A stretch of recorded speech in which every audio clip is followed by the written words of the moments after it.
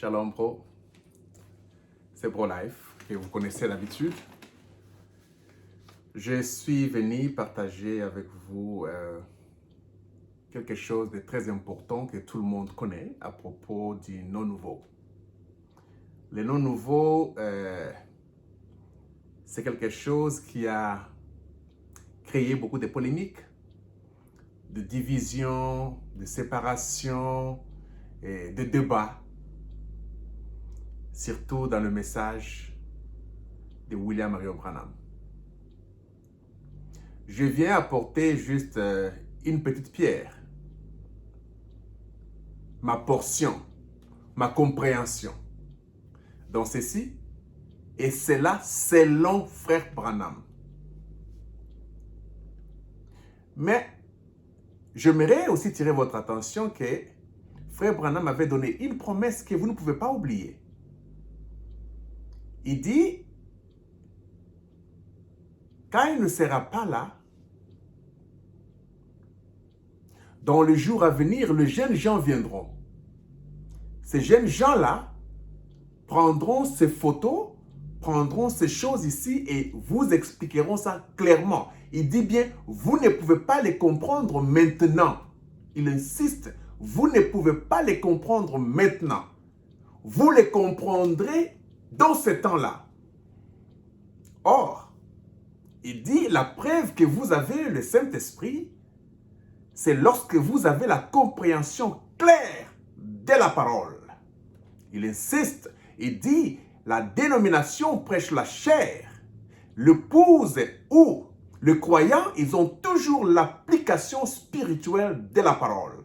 Il dit, la seule différence entre les deux jumeaux était que l'autre avait l'application charnelle et l'autre jumeau avait l'application spirituelle. La différence entre nous, les jeunes gens aujourd'hui, avec d'autres personnes, est que nous sommes tellement spirituels, parce que frère Branham dit que vous devez être assez spirituel pour comprendre ces choses. Ce sont les choses qui ne sont pas humaines. C'est plus que l'occultisme, c'est plus que la sorcellerie, c'est plus que le franc-maçon, c'est plus que le bouddhisme, c'est plus que le christianisme. Ça, c'est le mystère de l'épouse. Ce n'est pas donné à n'importe qui. Et je ne viens pas pour commencer à lire toutes les histoires, les citations, la Bible dit ici, et ainsi de suite. Je sais que vous connaissez ces choses. J'ai eu cette opportunité de parler avec Ben Mutombo, qui est à Mbujimaï, qui est un grand croyant de ce message à propos du non-nouveau. Parce qu'ils sont les adorateurs de William Marion Branham. Ils croient que Branham est le non-nouveau. S'il écoute cette bande, ou plutôt cette vidéo faite, il va se souvenir de moi. Je l'ai fait dans les années 2001, si je ne me trompe pas, quand je l'ai rencontré en Mbujimaï. J'ai partagé beaucoup avec William, je pense, le Camerounais. C'est un gros bien. On a partagé beaucoup à propos de ceci. Il croit complètement que le non-nouveau, c'est Branham. On a partagé avec beaucoup de gens à propos, du non-nouveau. Et frère Branham a expliqué très bien que les non-nouveaux, les gens les recevaient dans la Bible. Il a parlé de Jacob, qui après avoir vaincu, son nom avait changé. Il a démontré Paul, que Dieu avait changé son nom, de Saul à Paul. Pierre, Dieu avait changé son nom. Il parle d'Abraham, Dieu avait changé son nom. Nous connaissons tout ça, comment Dieu a changé les noms de gens au cours des âges. Je vais plus vite parce que je ne vais pas prendre trop de temps parce que ce sont les choses que vous connaissez. Ce sont les citations que vous connaissez. Nous allons tout droit au but. Et frère Branham dit que le nom de Jésus sera changé Jésus aura son nouveau nom à l'ouverture de cette sceaux qui était les 7 tonnerres. Les 7 tonnerres gardaient le mystère du nouveau nom. Et quand nous parlons du nouveau nom, nous voyons déjà Apocalypse 3, où la promesse était que celui qui vaincra devait recevoir ces cailloux blancs. Et c'est dans les cailloux blancs-là que le nom nouveau devait être écrit.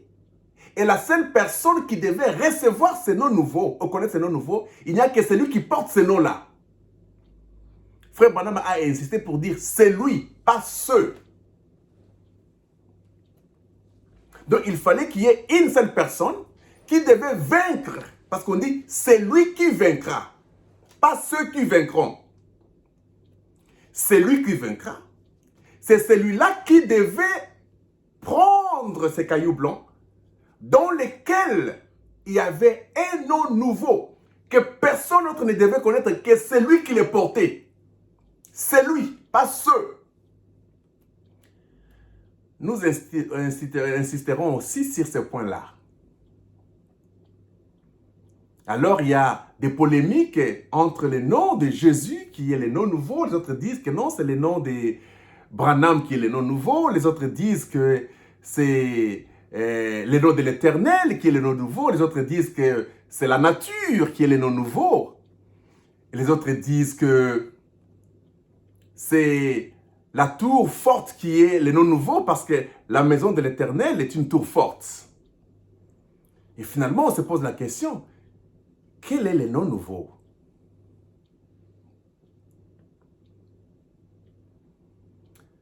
J'aimerais un peu retourner pour voir d'abord Adam. Quel est le nom d'Adam?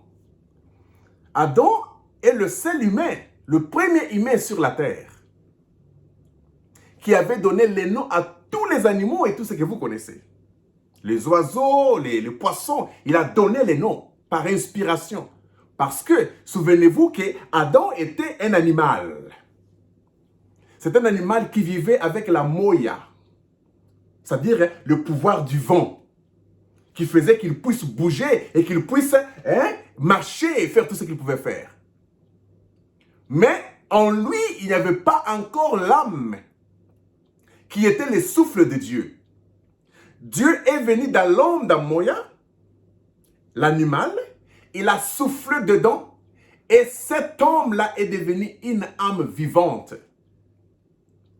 Cette âme-là, c'est ça même, la tribu éternelle de Dieu en lui qui n'avait pas encore l'amnésie. C'était avant le péché. C'est comme ça que par cela, par la révélation, Adam a commencé à donner les noms à tous les animaux. Mais lui-même n'avait pas encore les noms. Parce que celui qui donne le nom aux autres, c'est celui qui est supérieur. Mon père m'a donné les noms parce qu'il est supérieur à moi. C'est mon père qui m'a mis, qui m'a engendré. Adam était tiré de la poussière de la terre. Ce n'était pas son nom parce que tous les animaux qu'il a donné les noms étaient aussi tirés de la poussière de la terre. Tous les animaux étaient des Adam. Le poisson, c'était Adam. Les arbres, c'est Adam, tirés de la poussière de la terre. Les oiseaux, tirés de la poussière de la terre. Les animaux, tirés de la poussière de la terre. Même lui, l'animal, Adam, était tiré de la poussière de la terre. Ils étaient tous Adam. Mais le seul Adam qui n'avait pas porté les noms, c'était l'homme. Adam. Et quand il a donné les noms, il fallait qu'il attende la révélation de la parole pour qu'il puisse recevoir son nom. Mais cela a été interrompu par l'histoire que nous connaissons tous. Le diable est venu, il a interrompu la mission. Le nom n'a pas été donné. C'est-à-dire qu'Adam en Éden n'avait pas de nom. C'est comme ça que Satan est venu avec ses propres noms. Parce que c'est lui qui a commencé maintenant à avoir ces gens en lui. Mais chaque fois que Satan avait ces gens, et Dieu avait ces gens toujours par la semence d'Adam. Parce que souvenez-vous qu'il y a 3 semences. Il y a eu la semence de Dieu, que nous appelons la semence de la femme. Il y a la semence du serpent. Et il y a aussi la semence d'Adam. Vous comprenez? Quand on a parlé que je mettais l'inimitié, je mettais la séparation entre ta semence, toi les serpents, et la semence de la femme, on n'avait pas vu. Les gens pensent que c'était Caïn et Abel. Non, Abel n'était pas la semence de la femme. Vous comprenez? Abel n'était pas la semence de la femme. Abel était la semence d'Adam. Parce que la semence de la femme n'était pas encore là. La semence de la femme est venue par Marie. C'était Jésus. Même Caïn. Quand nous disons que Caïn était la semence du serpent, c'est par la lignée de l'esprit du diable. L'esprit du diable s'était incarné en lui comme c'était là, était incarné en Judas. Judas était de la tribu de Judas. Jésus de la tribu de Judas. Mais les esprits qui étaient en deux jumeaux, là, les deux jumeaux, c'était les deux esprits différents selon les deux lignées différentes. Donc, Abel était de la semence d'Adam. Caïn était de la semence d'Adam, physique, littérale. La semence du serpent, c'était une prophétie. La semence de la femme était une prophétie qui n'avait rien à voir avec les deux enfants dedans, qui n'était que le type. Parce que si vous dites que Caïn est la semence du serpent, littérale, automatiquement vous croyez qu'Abel est aussi la semence de la femme littérale, parce que Dieu a parlé de deux semences pour la femme. Il dit, je mettrai l'inimitié, je mettrai la séparation entre la semence de la femme et ta semence. Dieu s'adressant au serpent. Et quand vous regardez très bien, cela s'est accompli après 4000 ans. Et on dit, et la semence de la femme écrasera ta tête et tu vas mordre la semence de la femme à son talon. Cela s'est accompli après 4000 ans. La semence de la femme n'avait jamais existé jusqu'à ce que Jésus était venu. Et nous avons compris que la semence du serpent, c'était aussi Judas. Mais cela se passait toujours dans l'application spirituelle. Parce que Jésus-Christ vous disait, la chair ne sert à rien, mais l'esprit vivifie. Parce que quand Jean regardait la chair de Jésus-Christ, il voyait beaucoup de choses. La chair de Jésus-Christ ne gardait que l'esprit du sang qu'il fallait qu'il puisse verser. Ce n'est pas notre débat aujourd'hui. Et je tente d'expliquer trop vite pour dire que Adam n'a pas eu les noms. Et quand Satan a commencé à développer avec ses semences dans l'esprit, nous avons eu les noms démoniaques, les noms humains. Tous les noms que vous connaissez, que ce soit en anglais, que ce soit en français, que ce soit dans quelle langue dans le monde, ce sont les noms humains. Il fallait qu'il y ait une rédemption. Il fallait que les rédempteurs puissent venir racheter Adam pour que Adam puisse recevoir un nouveau nom. Quelqu'un me dit, oh, quand on parle du nouveau nom, c'est par rapport à l'ancien, ce qui est correct. Mais voyons voir un peu le véritable nom de l'homme de Galilée. L'homme de Galilée ne s'appelait pas Jésus. Non. Il n'y a pas un tel nom chez les Juifs tel que Jésus-Christ. Seigneur Jésus-Christ, chez les Juifs, ça n'existe pas. Le nom Jésus n'existe pas chez les Juifs. Les Hébreux là, vous allez chercher partout Jesus, ça n'existe pas.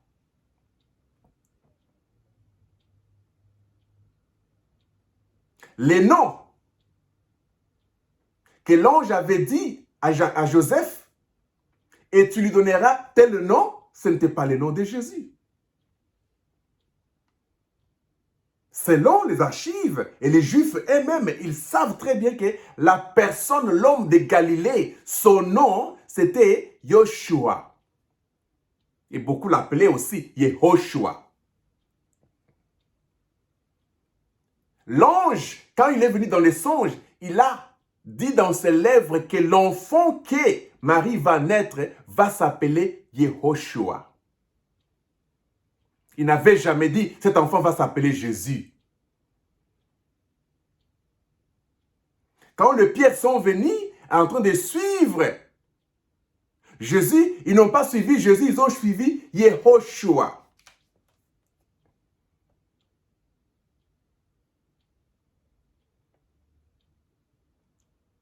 Quand Paul est venu, il a baptisé. Il n'a pas baptisé au nom de Jésus-Christ. Paul a baptisé au nom de Yoshua HaMashiach.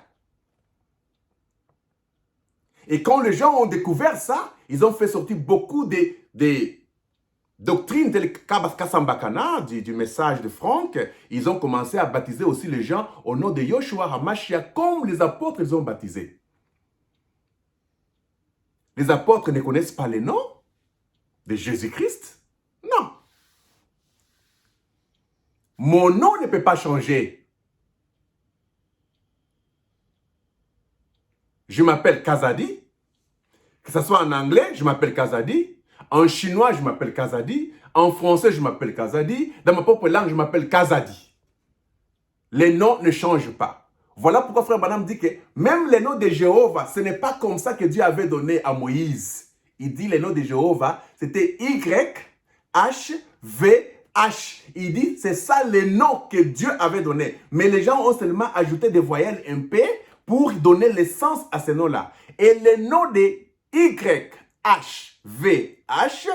n'étaient pas prononcés par n'importe qui selon le 3e commandement des 10 commandements. Il dit, vous ne prononcerez pas les noms de l'Éternel en vain. Ces noms-là, c'était les Y-H-V-H. C'est seulement le grand sacrificateur qui avait le droit de prononcer ces noms-là lorsqu'il allait dans le lieu très saint.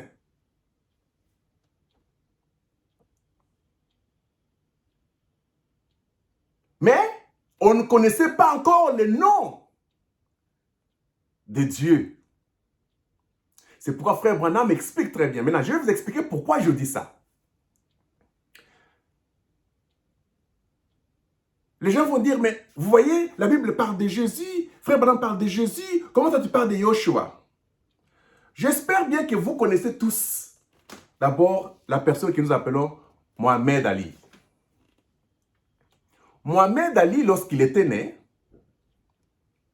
son nom était Cassius Clay. Cassius Clay. Clay, c'était le nom de sa famille. On l'appelait toujours Clay. Depuis qu'il faisait ses combats, depuis qu'il était né, il était connu sous le nom de Cassius Clay. Jusqu'à ce qu'il a cru à son prophète, Eli Mohamed, que vous connaissez tous. Bon, beaucoup de gens les connaissent. Les gens qui suivent Farrakhan, les gens qui suivent les musulmans de l'Amérique, Elijah Mohamed, c'est leur prophète. Quand Cassius Clay a cru à ce message-là, en 64, je pense que c'était le 6 mars, si je ne me trompe pas, Cassius Clay s'est mis officiellement à la télévision aux États-Unis pour dire, à partir d'aujourd'hui, mon nom, ce n'est plus Cassius Clay. C'est le nom d'esclavage que j'avais. Je prends un nouveau nom à partir d'aujourd'hui. Mon nom, c'est Mohamed Ali. On n'a pas changé la personne, mais c'est le nom qui avait changé. Maintenant, aujourd'hui, si on vous montre la photo de Mohamed Ali à l'âge de 2 ans, vous allez dire quoi? J'ai dit, c'est qui celui-ci?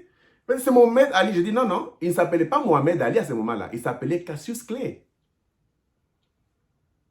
Mais parce que son nouveau nom, c'est la base même de toutes choses. Ce qui fait que nous parlons même de son histoire, de son enfance à ce nom-là.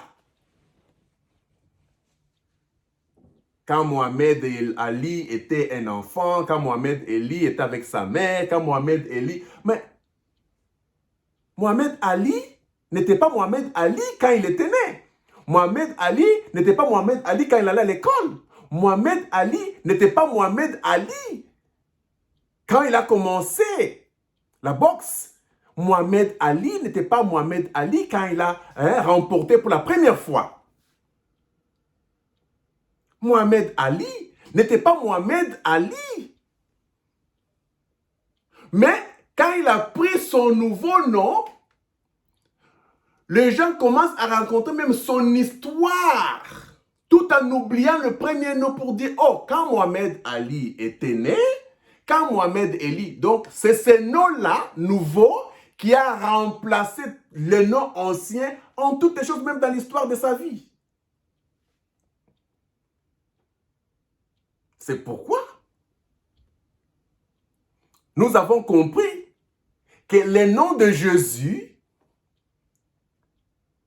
c'est un nom païen.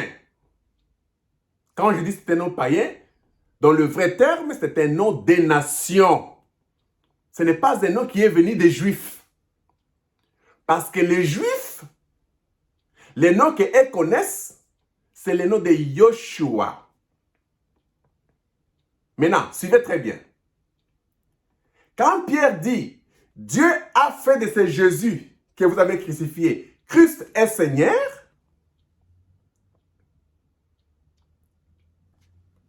en araméen ou leur langue hébreu, à ce temps-là, on n'a pas dit Christ est Seigneur, non.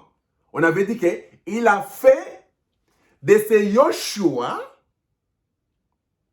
que vous avez tué, Christ, il avait utilisé le mot Hamashia, parce que l'article Ha, H-A, c'était le seul article que pour Dieu. Et l'article Ata, c'est-à-dire A-T-T-A, c'était l'article pour les petits prophètes. C'est pourquoi quand on est venu demander à Jean-Baptiste la question, es-tu Hamashia? Il a dit non, je ne suis pas Hamashia. Parce qu'il connaissait ce que c'est Hamashia. Le Ha là, c'est pour Dieu seul. Il dit, je suis Atamashia, la voix de celui qui crie dans le désert. Maintenant, Pierre dit, les Yoshua que vous avez crucifiés, vous avez tués, Dieu a fait de lui, Elohim a fait de lui, Hamashia Adonai. C'était ça le vrai langage, le vrai nom d'origine. C'est pourquoi Seigneur Jésus-Christ que nous avons aujourd'hui dans le monde païen était appelé Yehoshua Hamashia. Jésus-Christ aujourd'hui. Quand nous disons Seigneur Jésus-Christ, en Israël où Jésus était, on l'appelait Adonai Yehoshua Hamashia. C'est comme ça que tous les disciples dans ce temps-là étaient baptisés dans le nom de Yoshua Hamashia. Les autres étaient baptisés dans le nom de Adonai Yoshua Hamashia. Quand Paul a parlé aux disciples de Jean-Baptiste pour leur dire de quel baptême avez-vous reçu, ils ont dit que nous avons reçu le baptême de Jean. Il dit que le baptême de Jean c'était pour la repentance. Vous devez vous rebaptiser au nom de Adonai Yehoshua Hamashia. La même chose que Pierre a baptisé les gens au nom de Adonai Yehoshua Hamashia. Le nom que l'ange avait donné à Joseph, c'était Yehoshua. C'est pourquoi Jésus a dit, ô Père, j'ai fait connaître ton nom que tu m'as donné. Le nom du Père était Yehoshua. HaMashiach. Parce que Dieu, qui était Elohim, a fait de Yoshua HaMashiach, Adonai. C'est comme ça que Yehoshua voulait dire et disait en Israël, sauveur. Quand vous allez en Israël, vous posez la question, Yehoshua signifie quoi? Ils vont te dire, Yehoshua signifie sauveur. Voilà pourquoi ils croyaient que le seul sauveur était Dieu. Et non Jésus. Comment il devait avoir ce nom puissant? Ils ont combattu Jésus à cause de cela. Maintenant, quand Pierre leur dit qu'il n'est que 9 heures du matin, ces gens ne sont pas ivres. Il a parlé de Jésus. Il dit que Dieu a fait de ces Yoshua que vous avez crucifié et tué, HaMashiach et Adonai. Mais c'était le blasphème. Parce que les Juifs, ils savent très bien que HaMashiach n'est que Dieu. Il n'y a pas d'autre personne qui peut être appelée HaMashiach avec H-A. Non, ça c'est l'article que pour le Créateur lui-même. C'est pourquoi Frère Branham dit que moi je ne suis pas le fils de l'homme, je suis un fils de l'homme. Vous comprenez? Maintenant, vous avez compris d'abord l'histoire de Cassius Clay que vous appelez aujourd'hui Mohamed Ali. Vous avez compris l'histoire de Yehoshua HaMashiach que vous appelez aujourd'hui le Seigneur Jésus-Christ. Maintenant, quand on va parler maintenant de Mohamed Ali, on ne va plus parler, quand il a changé son nom, on ne veut plus parler encore au nom de Cassius Clay. Non. Tout ce qu'on va commencer à rencontrer, comment il était comme ça, comment il a commencé, comment il était né, on dira toujours Mohamed Ali, Mohamed Ali. Mais ce n'était pas ça le nom au commencement. Jésus, le nom que nous utilisons aujourd'hui, c'est le nom qui est venu dans les nations qu'on a commencé à prononcer le mot Jésus. Ça n'a jamais été en Israël. Mais il fallait que ce nom soit révélé à la fin. Mais quand Frère Branham est venu, c'est celui qui a révélé la colonne de feu qui s'était révélée à Paul. Quand la colonne de feu s'est révélée à Paul, Paul a posé la question, qui es-tu Adonai? Il n'a pas dit qui es-tu Seigneur. Parce que le mot Seigneur n'est pas dans leur langue hébreu. Il dit, qui es-tu Adonai? La colonne de feu lui a répondu, je suis Yehoshua, que tu persécutes. Et Paul savait qui était Yehoshua. C'était le maître des apôtres. C'est pourquoi il dit, oh, tu es le même aujourd'hui, tu es le même hier, aujourd'hui et pour toujours. Il dit Jésus-Christ, que Frère Branham m'appelle aujourd'hui. Mais là-bas, il dit Yehoshua HaMashiach est le même hier, aujourd'hui et pour toujours. Pas éternellement. Yehoshua HaMashiach n'était pas un nom éternel. Parce que son nom devait être changé à l'ouverture des sceaux par les 7 tonnerres.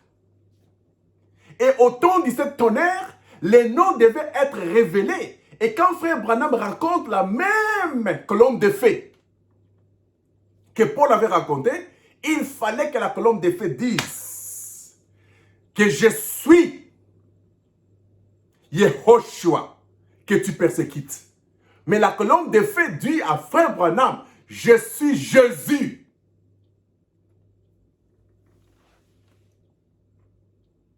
Donc la colonne de feu s'est révélée avec un nom nouveau.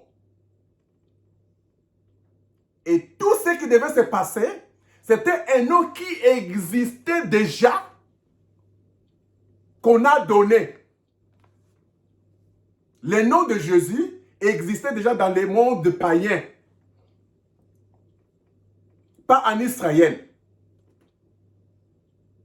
Et à partir de là, les écrivains, quand ils ont écrit la Bible, ils ont commencé avec Jésus-Christ. Seigneur Jésus-Christ. Ça, c'est un nom nouveau dans le monde païen. Qui n'est pas un nom venant de l'origine comme c'était au commencement. Je pense qu'on s'entend très bien. C'est pourquoi les gens vont dire, mes frères Branham m'a dit que Paul avait baptisé au nom de Jésus-Christ. Oui, il raconte l'histoire pour dire, mais vous voyez, mais on parle de Mohamed Ali, comment toi tu parles de... Non, non, non, non, non, non. Quand il a fait les premiers combats, il ne s'appelait pas Mohamed Ali. Quand il était né, il ne s'appelait pas Mohamed Ali. Quand son père lui a donné le nom à sa naissance, il ne s'appelait pas Mohamed Ali. Il s'appelait Cassius Clay. Tout le monde connaît ça. Au frère Branham dit que Jésus, mais quand frère Branham raconte l'histoire, comme le nouveau nom est déjà venu, c'est au nom du nouveau nom que nous raconterons toute l'histoire. Quand il dit, le nom de Jésus veut dire sauveur, vous comprenez de quoi il veut parler parce que vous devez avoir ça par la révélation. Est-ce que le nom de Jésus, qu'est-ce qu'il y a de sauvé dedans là? Maintenant, suivez très bien. C'est le nom de Yehoshua qui était le nom du sauveur. Jésus, c'est le nom du vainqueur. Jésus, c'est le nom de Yehoshua, mais le nouveau nom de Yehoshua, c'est le Seigneur Jésus-Christ. Adonai Yehoshua Amashia est devenu le Seigneur Jésus-Christ après sa grande victoire. C'est pourquoi le nom de Yoshua Amashia devait changer. Quand on dit que Jésus devait avoir un nouveau nom, on parlait de Yehoshua qui devait avoir un nouveau nom. Parce que quand Jean écrivait Apocalypse 3, il dit qu'il y aura un nom nouveau. Mais le nom de Jésus-Christ n'existait pas à ce moment-là. Quand Jean a écrit qu'il y aura les noms nouveaux sur les cailloux blancs et ainsi de suite, le nom de Jésus n'existait pas. Il n'avait aucune idée même de ce nom de Jésus-là. C'était un nom mystérieux. Maintenant, les gens se posent la question. Comment expliquer cela? Les gens donnent beaucoup d'exemples. Un bro m'a expliqué l'histoire de Joseph. Il dit non, c'est frère Branham parce que vous voyez que Joseph, quand il était avec ses parents en Israël, il s'appelait Joseph, mais quand il est allé en Égypte, on lui a donné un nouveau nom par Pharaon. Le nouveau nom, Satphat Panéa, c'était le nouveau nom que le Pharaon lui avait donné. Vous voyez qu'avant, il s'appelait Joseph, mais il a eu un nouveau nom, c'était le nom égyptien. Je dis oui, c'est exacte vérité. Maintenant, qui a eu les noms nouveaux? C'est toujours le même Joseph, pas une autre personne. Maintenant, suivez bien l'histoire de Joseph. Suivez très très bien l'histoire de Joseph. Vous qui croyez beaucoup plus sur les noms nouveaux par rapport à Joseph. Frère Branham dit que les types sont parfaits. Les types ne faillissent pas. Maintenant, allons avec Joseph. Je sais que beaucoup de bros disent que quand Joseph est venu et est sorti de la prison par l'ordre du pharaon pour interpréter les rêves, la première des choses qu'on a dit à Joseph, il devait se laver. Il s'est lavé, il a rasé la barbe, et puis il a eu un nouveau vêtement. Suivez très bien. Certains bros, ils ont prêché pour dire, vous voyez, Joseph rasé, c'était William Marion Branham. Ils ont montré la photo de William Marion Branham sans barbe. Ils disent que Jésus, qui est Yehoshua, il avait beaucoup de barbe. C'était la prison dans les âges de l'église. Ok? Parce que les âges de l'église, c'était la prison. Mais quand les ânes de l'église devaient prendre fin, il fallait que Joseph quitte de la prison, des ânes de l'église, pour venir devant le roi afin d'interpréter les 7 sceaux ou les 7 tonnerres. Et quand il est venu, la première des choses, il fallait qu'on puisse les raser. Quand on l'a rasé, et on l'a habillé d'un nouveau vêtement. Celui qui avait habillé d'un nouveau vêtement, ce n'était pas le roi. C'était le gens qui l'a mené devant le roi. Maintenant, si vous dites que Joseph, c'est Branham rasé, c'est que vous croyez que Branham, dans sa chair là, c'était Jésus. Or, frère Branham dit, dire que je suis Jésus dans ma chair comme ça, il dit que c'est faux. Mais dire que sa divinité est en moi, c'est exacte vérité et vous devenez Christ. Parce que si vous dites que Branham est Jésus dans sa chair comme ça,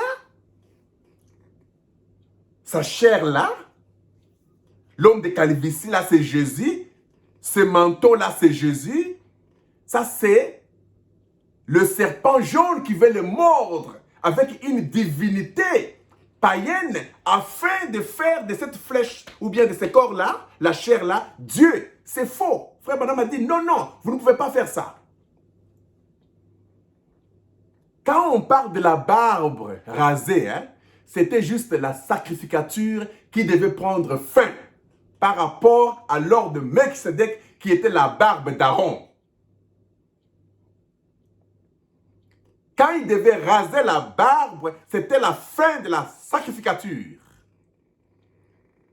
C'est pourquoi avant d'ouvrir les seaux, il fallait que le sang ne soit plus à l'autel. C'était la fin de la sacrificature selon l'ordre de Melchisedec qui était Aaron avec sa barbe. Il fallait raser la sacrificature.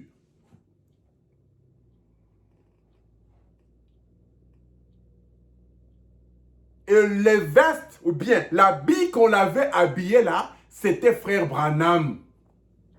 Il fallait que Joseph soit dans un nouveau habit, pas l'habit selon les prisons. Parce qu'il était Paul, prisonnier de Jésus-Christ. Ok? Ainsi de suite. Vers la fin, il fallait qu'il y ait un nouveau habit. Maintenant, comprenez très bien. Quand il a interprété maintenant les rêves devant le roi, suivez ce que le roi dit très bien à Joseph. Le roi lui dit, il n'y a personne en Égypte qui a cette intelligence ici et cette sagesse. Suite à ce que tu viens d'interpréter maintenant, la première des choses, il lui a donné l'anneau du pharaon. L'anneau du pharaon a la face du pharaon. Quand vous faites des recherches, faites des recherches avec l'anneau du pharaon, vous verrez que tous les anneaux du pharaon ont le visage du pharaon. Il a pris son anneau à lui, il a donné ça à Joseph.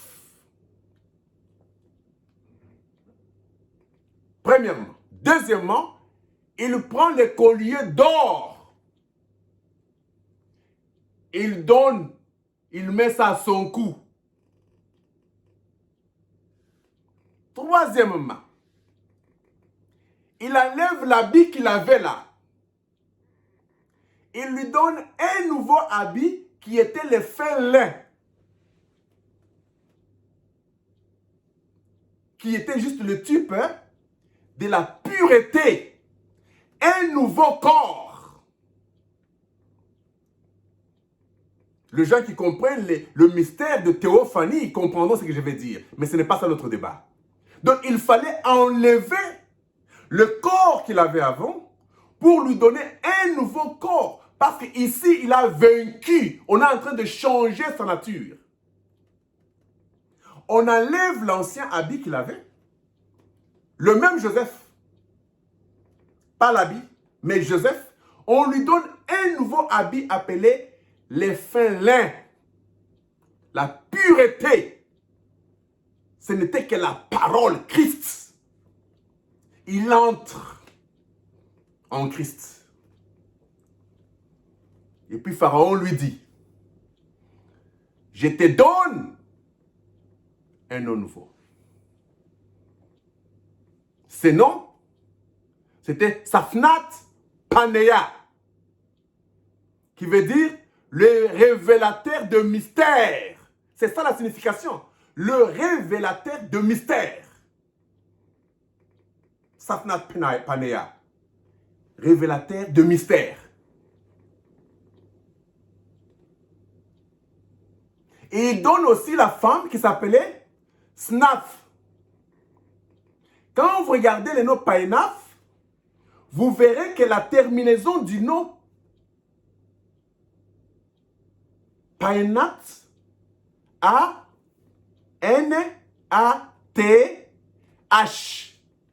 Asnat avait la même terminaison, sa femme. N-A-H et T-H. N-A-T-H.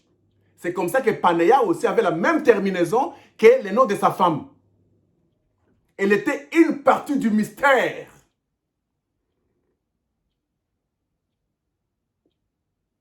Maintenant, quand Frère Branham explique, il dit que Joseph était toujours le type réel de Jésus-Christ. Qui, Pharaon, après avoir donné ce nom-là, il lui dit ceci. Tu seras en dessous de mon trône. Et ton char sera derrière mon chariot. Il était sous Pharaon. C'était après Pharaon qu'on pouvait parler de Joseph. Donc il y avait un trône au-dessus de son trône. Ça, ce n'est pas le mystère dont nous allons parler aujourd'hui. C'est-à-dire que même si vous croyez que, oh non, non, et Branham, et c'est lui, Joseph, vous êtes en train de l'humilier. Branham est plus que cela. Son âme, dans sa théophanie, c'est au-delà de ce que vous voulez lui donner. Mais comme nous parlons seulement du nouveau nom, j'aimerais, avant de conclure, pour vous dire une chose. C'est très facile à comprendre. Frère Branham dit, si Ève n'avait pas péché, son premier fils aurait dû être Jésus.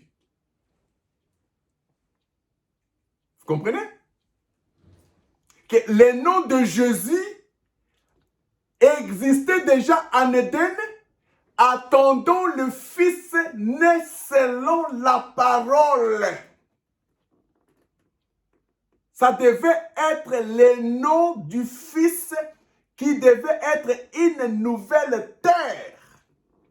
Parce que si Jésus devait naître d'Ève, Ève devait être l'ancienne terre et Jésus devait être la nouvelle terre. Il n'a pas dit que si Ève n'était pas tombée, l'enfant qu'elle aurait dû aller avoir le nom de Branham, il dit, aurait dû être Jésus. Jésus est le nom des Égyptiens. C'est le nom que Jésus a eu dans les nations, que Pharaon lui-même, l'Éternel, l'Élohim lui a donné. Parce qu'Élohim est plus grand que Jésus. Le nom de Jésus, c'est le nom que l'enfant d'Adam allait avoir. Et quand Frère Branham regarde la nuée qui est venue révéler le septonnaire, comment il a appelé la nuée? Il dit, voici Jésus glorifié. Quelque part, il a dit non, c'était Jésus couronné.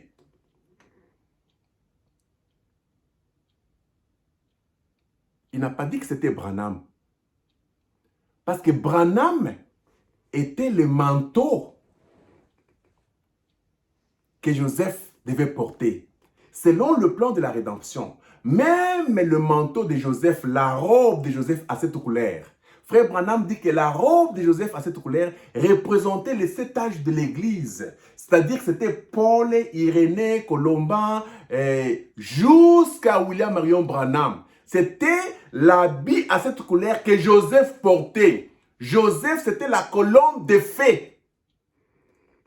Cette colombe de feu s'appelait Joseph pour les Juifs.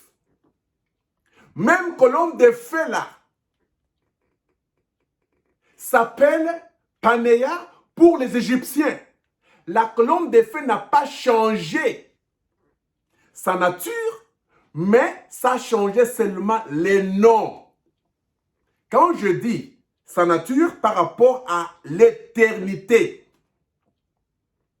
mais le nom nouveau, c'était une nouvelle nature. C'est pourquoi en Égypte, les noms de Panéa étaient partout en Égypte. Quand vous allez dans le monde aujourd'hui, qui est l'Égypte, le nom de Jésus est partout. On adore ça partout. Mais lui-même, Panéa, il sait en lui que mon premier nom, c'était Yehoshua HaMashiach. Maintenant, on m'appelle Jésus-Christ. Joseph sait que son premier nom, c'était Joseph. Maintenant, on m'appelle Panéa. Pas 2 personnes. Parce que Branham et Jésus, c'est 2 personnes différentes, distinctes. Mais dont William Marion Branham était le manteau ou les vases dans lesquels Jésus était venu terminer sa mission. C'était le retour de la colombe de feu, le retour du Seigneur Jésus-Christ caché dans la chair humaine. C'était Dieu accomplissant sa parole. C'était le Dieu identifié dans chaque âge qui est venu s'identifier dans l'âge de la Odyssée. C'était Elohim dans la chair humaine de William Marion Branham, tournant les dos et faisant les mêmes choses qui s'étaient passées dans le temps d'Abraham. Les gens diront, mais H-A-M, c'est le nom de Dieu. Oui, H-A-M, c'est le nom que Dieu avait donné à Abraham. Pour quel but? Parce que manquer le but, c'est ça le péché. Quand on a donné le nom à Abraham de H-A-M, c'était pour avoir Isaac. Il fallait que Dieu retrouve une partie de lui en Abraham. Une partie de lui, c'était la foi. C'est pourquoi Abraham avait la foi, une partie de Dieu en lui, afin qu'il puisse croire à la promesse sans doute. Et cette promesse devait produire le fils promis. Et ce fils promis, c'était Isaac. Ce n'était pas Isaham. C'était Isaac. C'était ça le but final. Mais pour arriver à ce but final, il fallait que Elohim vienne dans la chair humaine, mangeant avec Abraham, vivant avec Abraham. C'était Dieu dans la chair humaine. Abraham ne pouvait pas séparer les deux. Quand Abraham a adoré, il n'a pas dit que je vais adorer la chair ici, ou bien je vais adorer l'esprit ici. Non, la chair, non, non. Il a adoré comme ça. Le genre du temps de William Marion Branham dans la Odyssée, les Roy Robertson, les Billy Paul, les Joseph Branham, les Neville et tous les gens, les Bossoff, tous ces gens du temps de frère Branham, ils ont adoré Elohim dans la chair humaine. C'était une réalité et non une histoire comme aujourd'hui. Parce que pour nous, frère Branham, c'est de l'histoire. Mais quel était le but de tout cela? C'était pour le fils promis. Et le fils promis, c'était la grande nuée qui est venue. Le Fils promis, c'était la parole révélée. C'est pourquoi Frère Branham dit que votre mari, c'est la parole révélée. Les révélateurs de la parole, c'était Snaphat Panéa. C'est pourquoi Frère Branham dit que c'est Jésus-Christ lui-même qui révèle la parole.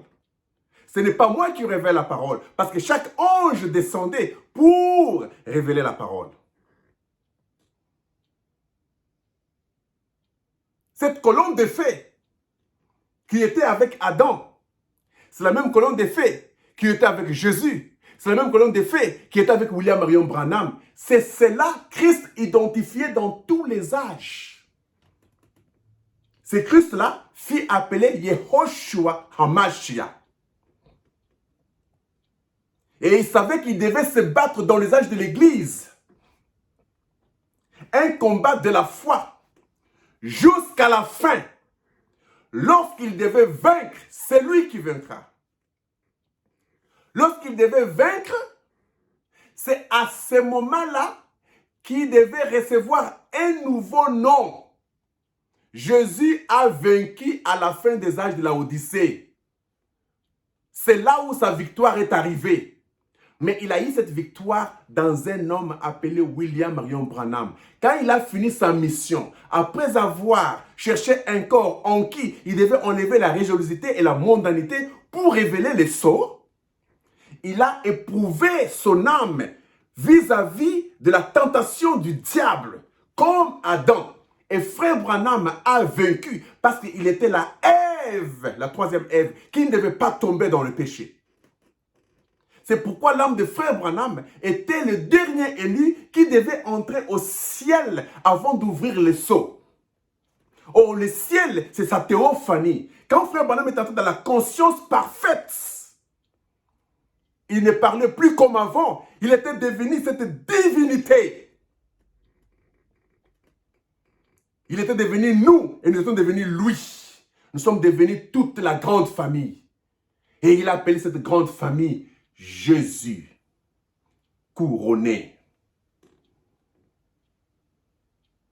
C'est pourquoi, personnellement, je dis bien personnellement, je crois que le nom nouveau de Yehoshua HaMashiach,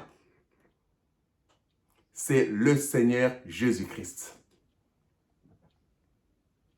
Parce qu'il s'est révélé à Paul comme Yehoshua HaMashiach. Il s'est révélé à Branham comme Jésus-Christ. Mais le nom qui s'est révélé à Paul, il s'est révélé dans son pays.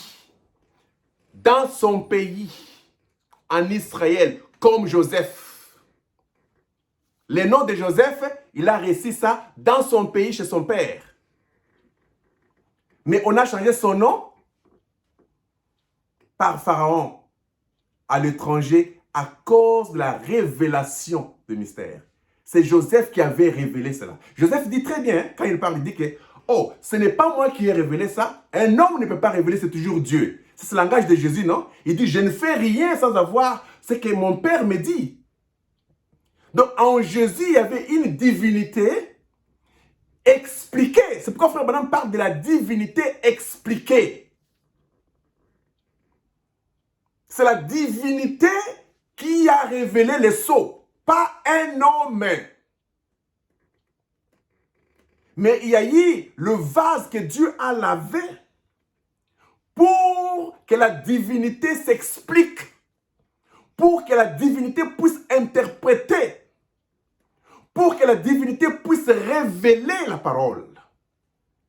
Et quand la divinité a expliqué ce tonnerre, on a vu cette tonnerre, on a vu la photo de cette tonnerre, on a appelé cette tonnerre-là avec le nouveau nom-là, qui est le nom du Seigneur Jésus-Christ. Le nom de Jésus-Christ, c'est le nom païen qu'on a reçu ici en Égypte, que Dieu, Pharaon, a donné à Joseph, qui était la colonne de feu. Parce que Joseph, c'était ça, Jésus-Christ, qu'on appelait Yehoshua Hamashiach, qui est devenu Jésus-Christ dans les nations. En Amérique, il s'est révélé comme étant Jésus-Christ. Mais en Israël, il était Yehoshua Hamashiach. Mohamed Ali s'est révélé après avoir vaincu comme étant Mohamed Ali, mais avant, il s'appelait Cassius Clay. Moi, on m'appelait Feli Kazadi. Mais quand j'ai écrit ce mystère ici, on a commencé à m'appeler Life. Quelqu'un peut venir dire que non, quand Life était petit, quand Life était au Congo, quand Life était en Zambie, quand Life était ici, quand Life était là-bas. Mais ce n'était pas Life qui était là-bas, c'était Feli Kazadi. Mais je comprends quand tu dis Life. Quand on dit Jésus, Jésus, Jésus, Jésus, on comprend que c'est le seul nom qu'on peut utiliser aujourd'hui parce que c'est le nom révélateur de Dieu. C'est pourquoi Frère Branham a parlé sur la révélation de Jésus-Christ. Donc, William Marion Branham, c'était les HAM qui étaient la foi que Jésus-Christ avait dit, quand je reviendrai, trouverai-je la foi? Quand je reviendrai, trouverai-je HAM? Parce que c'est par HAM que la promesse du Fils promis doit venir. HAM, c'était Ève, la troisième Ève qui ne devait pas tomber dans le péché. HAM, c'est la foi de Dieu dans un homme qui ne devait pas faillir. À partir de HAM est sorti le fils que Ève devait avoir. Il dit si Ève n'était pas tombée dans le péché, le fils qu'il aurait dû avoir aurait dû être Jésus. C'est HAM qui apporte Jésus. C'est HAM qui présente Jésus. C'est HAM qui révèle Jésus. C'est pourquoi il a pointé la nuée pour dire voici Jésus couronné. Quand les gens ont lu les 7 pics, ils ont dit, il y avait les noms éternels dedans. Ça, c'était écrit en français et mal interprété. Mais quand nous avons lu ça en anglais, on dit non. Les noms étaient perpétuels. Les signes étaient perpétuels. Ce n'était pas un signe éternel. Mais Frère Branham explique. Il dit, le signe éternel, c'était l'homme avec Dieu par la Vierge. Il dit, c'est Jésus-Christ, le signe éternel de Dieu. J'ai donné cette citation ce soir dans mon groupe là. Frère Branham dit, et les gens diront, où est-il? Frère Branham répond, il est dans mon cœur. Cette colonne de feu, depuis ma naissance, je l'ai toujours gardée en mon cœur. Cette colonne de feu, c'était ça, le signe éternel. Parce que c'est de la colonne de feu que le signe éternel devait sortir. Or, le signe éternel, c'est l'épouse. C'était Jésus-Christ, l'épouse. La famille au ciel s'appelle Jésus. Nous avons vu toute la famille, la grande nuée, s'appelait Jésus-Christ. Donc, quand nous parlons de Jésus-Christ, nous ne voyons pas l'homme de Galilée. Mais nous voyons l'homme de Galilée transfiguré, qui est devenu plusieurs, qui est devenu toute la grande famille. Le grain de blé qui est tombé en terre et qui s'est multiplié pour produire plusieurs grains de blé semblables à lui, ayant le même nom du bleu. Mais à la fin, le nom change par la victoire. Nous n'appelons plus Yehoshua Mashiach parce que le nom Yehoshua veut dire sauveur. Mais le nom Jésus a 5 lettres. Or, les 5 lettres, c'est la grâce. Et la grâce que nous parlons ici, c'est la grâce infinie. Nous ne parlons pas de la grâce des âges de l'Église. C'est pourquoi Frère Branham dit que le nom de Jésus, c'est les 5 pierres de David qui devaient vaincre Goliath. Or, vous savez que Goliath typifie la semence du serpent et typifie le serpent lui-même. La révélation est la chose la plus importante. Je pense que je n'ai pas mis les points. J'ai mis beaucoup de virgules. Pourquoi? Parce que je crois que vous pouvez venir aussi avec quelque chose pour ajouter sur ce que j'ai dit. Je vais juste donner peut-être une petite lumière. L'autre bro viendra ajouter notre lumière.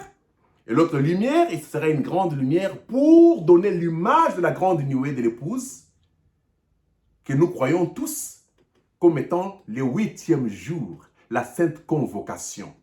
Et nous avons appelé le 8e jour, la sainte convocation, par le nom de Jésus. Frère Branham a appelé cette sainte convocation. Il a appelé le 8e jour. Il a appelé cette venue, la venue du Seigneur Jésus-Christ. Il n'a pas dit la venue de William Branham. C'était la venue de la famille. Quand j'ai dit, j'ai vu des myriades et myriades venir, ces myriades-là, c'était la venue de Jésus. Ces myriades-là s'appellent Jésus. La famille éternelle s'appelle Jésus. Et quand je dis Jésus, vous comprenez que je parle du Seigneur Jésus-Christ. Et là, je ne parle pas de l'homme de Galilée. Parce que l'homme de Galilée s'est transfiguré. Il est glorifié aujourd'hui. Il est plusieurs. Mais cela devait passer par H.A.M. H.A.M. était le point final du monde. H.A.M. était la perfection pour l'adoration. H.A.M. était une partie de Dieu dans un homme, la foi de Dieu, pour concevoir le Fils qui devait être homme Dieu, que Frère Branham appelle Jésus-Christ. Il dit, il est en moi. Et aujourd'hui, nous croyons que tout est dans l'éternité, dans le 8e jour aujourd'hui. Nous ne croyons pas à l'adoration d'un vase. Nous ne croyons pas à l'adoration d'un manteau. Nous ne croyons pas à l'adoration d'un homme. Nous croyons à la véritable adoration qui est reconnaître sa parole.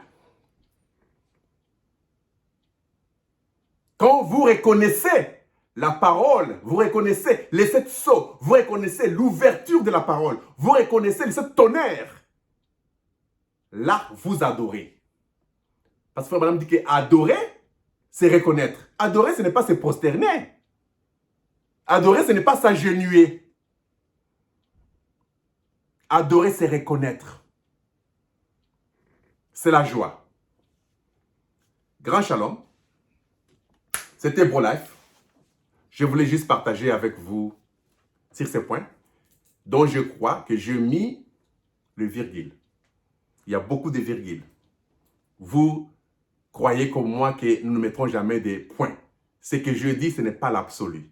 C'est juste une explication d'un jeune Jean qui a amené une pierre, que vous aussi vous amènerez une autre pierre, jusqu'à ce que la tour forte donnera une image claire de la chose. Shalom. C'était BroLife qui vous parlait. Et à plus.